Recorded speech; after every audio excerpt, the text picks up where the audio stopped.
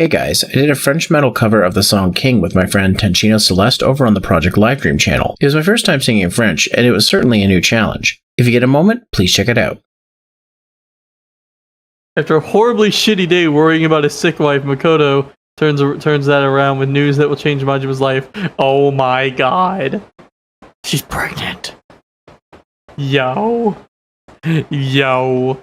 That's totally what it is. I love the way this starts. Majima Goro is having a shitty day. Oh my god, that's beautiful. Oh, that's beautiful. Oh my god, he's a dad. Listen, Majima was already a dad, just kind of a crazy one. In retrospect, it wasn't actually as shitty as it could have been. Oh wait, hang on. I should specify that this is from Lady Hawks. From fanfiction.net. Let's see what you got, Lady Hawks. I didn't read. Hang on, let me also find the author for Santa Goro. Queen of Passion. Alright. Excellent. In retrospect, it wasn't actually as shitty as it could have been. Rather, it would have been alright in the correct circumstances. He was a kind of go-with-the-flow guy and took anything that happened to him with a grain of salt. Things can never be as bad as they were in the past. So it actually wasn't that bad. Yet, his carefree attitude didn't come out today. Sleep eluded him for several days now that came with nightmares haunting his vision. They contained such horrific depictions and memories that not sleeping seemed like the better option. Man, I have had days like that. Holy shit. But a human needs sleep eventually, and his eyes carried suitcases that just wanted to shut down and relax or even when what? His eyes carried suitcases, excuse me? So with his mind not functioning, the slight inconvenience just made him tired of everything in life. If I cannot eat the cookie, I don't want it. You're tired of fights, shitty people, lack of payments, and just shit that would be livable if he actually felt alive and not a walking zombie. Plus, fucking allergies.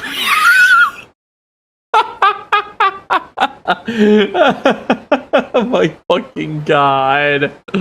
Majima kept sneezing and sniffling everywhere, looking like a pussy-ass pansy on the streets when it was really pollen fucking up his nose. Oh my fucking god. This is beautiful. The amount of beatings increased these days because bitches said he was a crybaby bitch, and he had to prove to them what a crybaby bitch actually looked like. Of course, seeing them whimper after gave a small satisfaction until his body started screaming at him in pain. Fucking allergies, man, is a great quote. However, the thing that really brought Majima down was his wife, Makoto. For a couple of weeks now, she had just gotten horribly sick. Vomiting became a part of her daily routine, and she couldn't move around for too long without having muscles blaring at her. The bed became her best friend, and the worst part of it all was that she insisted that she still go to work, and that it was just an upset stomach that'll sort itself out eventually. I know people like that. Lexi is like that.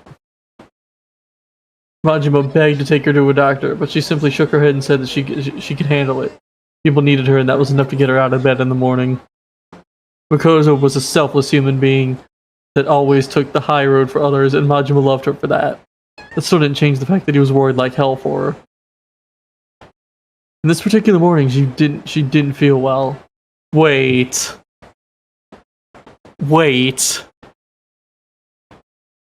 I just realized something. Alright, we all know that she's gonna bring the news that she's pregnant, right? Vomiting and muscle aches? Bitch, those are pregnancy symptoms. Or rather, morning sickness, I should say. Not pregnancy symptom. Bitch, that's morning sickness. Peeing can be as well, yeah. In this particular morning, she really didn't feel well. She kept going in and out of the bathroom with retching sounds echoing in the hallways. And anytime she finally came out, her hair stuck out in different places and her eyes rimmed in red.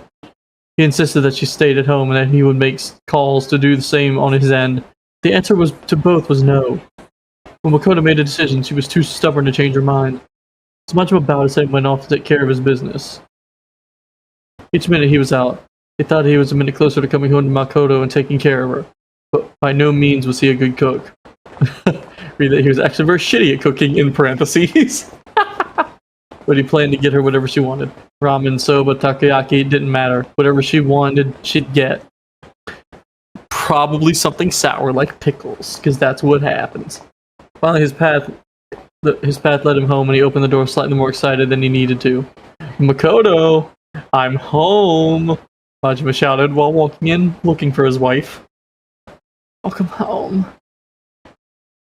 Gotta raise the sodium levels, yeah. She quietly answered, her voice echoing from the kitchen. Something in her tone got him to rush over, and he found her over a cutting board, lightly cutting vegetables into fine pieces. How was your day? Shit. Well, because I couldn't stop worrying about you. Well, they're typing out his accent, which, I don't know, depending on how you go about it, could be a good thing or a bad thing. Majima responded with a sigh, coming over to Makoto's side and planting a kiss on her cheek. What you doing standing up like that? You should be resting. The corners of her lips turned up. I know, but I couldn't help it. My hands wanted to do something. After the last cut, her head turned to him. I got you something. Huh? A nod. Oh, we're reading Yakuza fanfiction. Oh god. Well, I was gone. Sorry about that.